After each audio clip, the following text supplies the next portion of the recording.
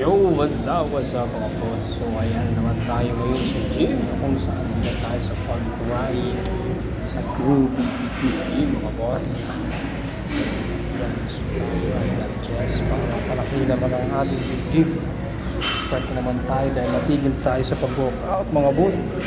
So tuloy-tuloy lang ang ating workout.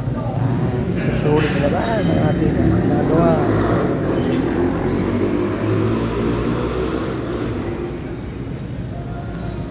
Yan mga boss, ano? Gym naman tayo. Siyempre, kailangan natin magpalaki at iwasan natin yung mga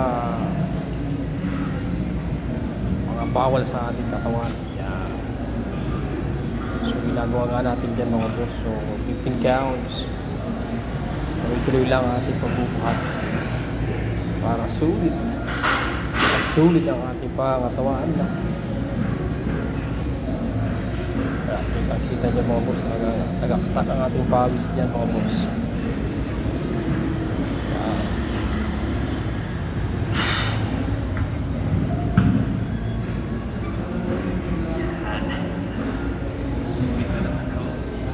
So ang hirap pag tumibis pag workout ng pag-gym. So balik tayo ulit sa zero.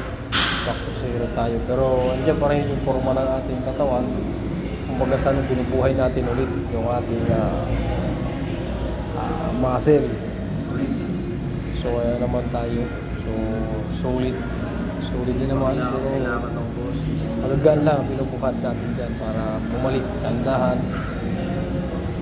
Kasi napokus tayo sa pag-training natin sa boxing. Kaya balik tayo sa pag-workout sa gym. Ayan.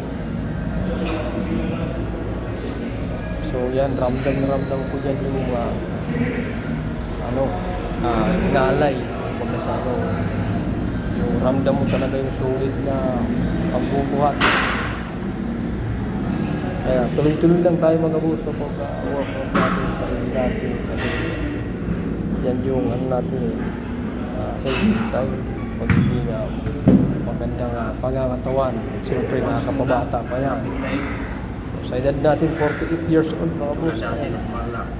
Talagang parang kaya pa natin.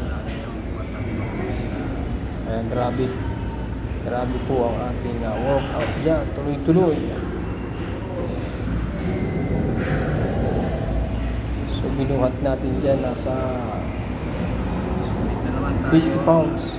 Ayan, kabilaan. Ayan, medyo nangalay na rin tayo dyan dahil siyempre parang bigla tayo. Pero go lang.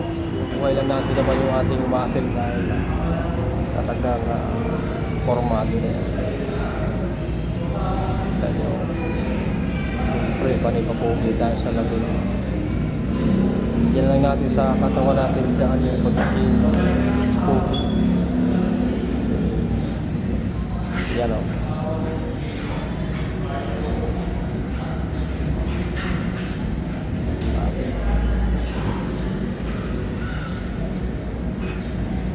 Pero kaya pa rin natin.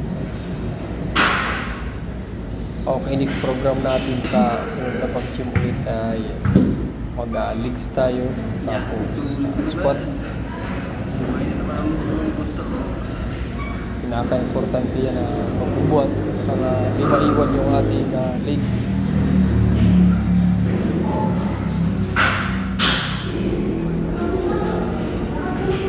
Yan, so sulit talaga nalaktak ang pawis natin dyan. Yan mga boss. So grabe ang workout. Kailangan natin pawisan ang pinakamalupit na pawis. Yung talagang naliligo tayo sa pawis. Yan ano.